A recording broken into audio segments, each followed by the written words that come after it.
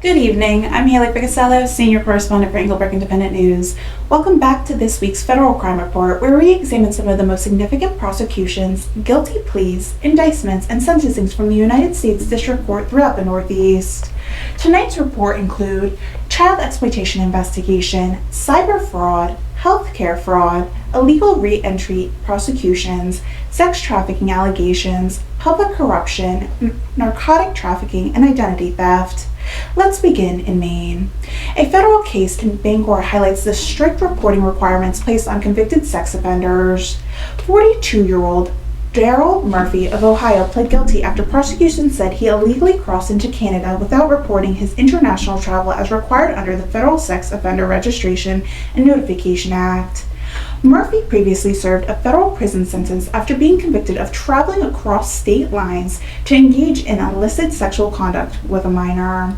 Investigators say he crossed into Canada by walking across a railroad bridge in Vanceboro before returning to the United States several days later.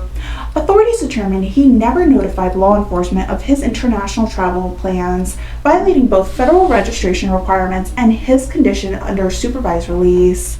Federal authorities in Vermont announced the recovery of more than $2.27 million stolen during a sophisticated cyber fraud scheme targeting the Chittenden Solid Waste District.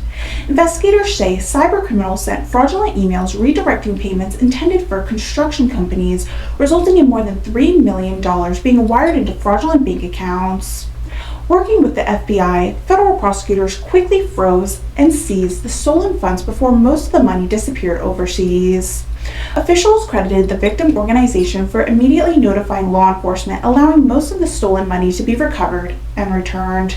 In Concord, former casino owner Andy Sanborn pled guilty to theft of government funds after admitting he misused more than $255,000 in federal CARES Act disaster relief money intended to keep his business operating. According to prosecutors, Sanborn instead used portions of the funds for personal expenses, including purchase of a Porsche sports car. Also in New Hampshire, Daniel Furtis of Salem received 6 years in federal prison sentence after investigators recovered multiple firearms and nearly 13,000 rounds of ammunition from his residence.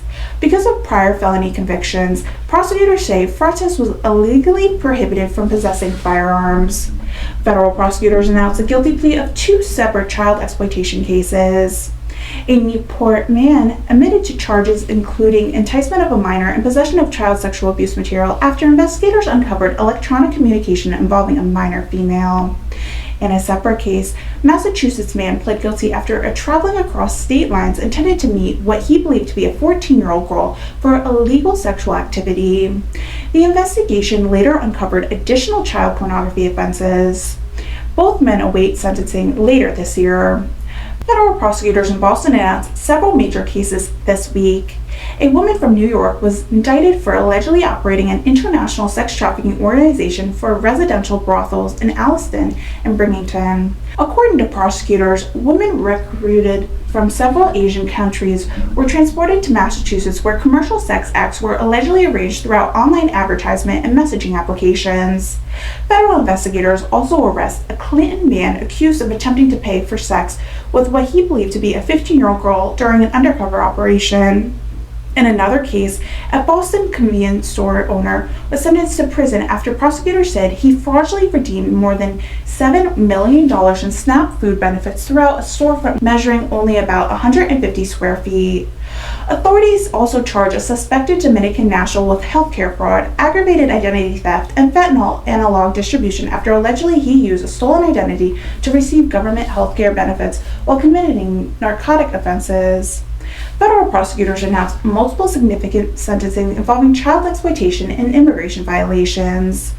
A 2-time deported Ecuadorian national previously convicted of sexually abusing a 9-year-old child and repeatedly failing to register as a sex offender was sentenced to 18 months in prison after allegedly returning to the United States.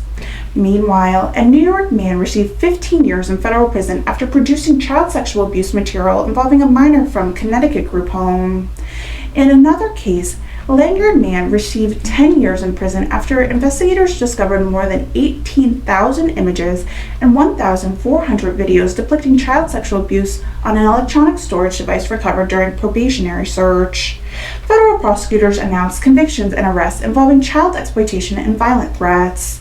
A Livingston County man was convicted by a federal jury after prosecutors presented evidence that he repeatedly sexually assaulted a minor over several months while recording portions of the abuse. In Buffalo, a former Catholic priest on administrative leave was arrested after investigators allegedly recovered child sexual abuse material during a search of his residence following an international investigation.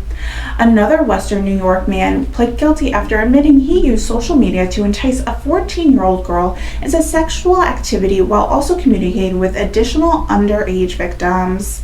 Separately, an El Salvadorian national pled guilty after allegedly ramming a U.S. Border Patrol vehicle while attempting to flee federal agents before being transferred to an immigration enforcement. Federal prosecutors announced several high-profile financial and electrician-related cases. A Middlesex County lawful permanent resident was charged with allegedly registering to vote and voting in a federal election before becoming a United States citizen, then allegedly making false statements during his later naturalization applications. In another case, an Essex County grocery store owner received a 27-month prison sentence after prosecutors say his business fraudulently exchanged more than $2.2 million in SNAP benefits for cash. Federal authorities also charged 6 individuals, including a physician, a pharmacist, and other healthcare professionals in connection with an alleged $20 million Medicare and Medicaid kickback scheme involving unnecessary prescriptions and healthcare fraud. Federal prosecutors in Pittsburgh announced child exploitation charges against a Menville resident accused of receiving and possessing child sexual abuse material.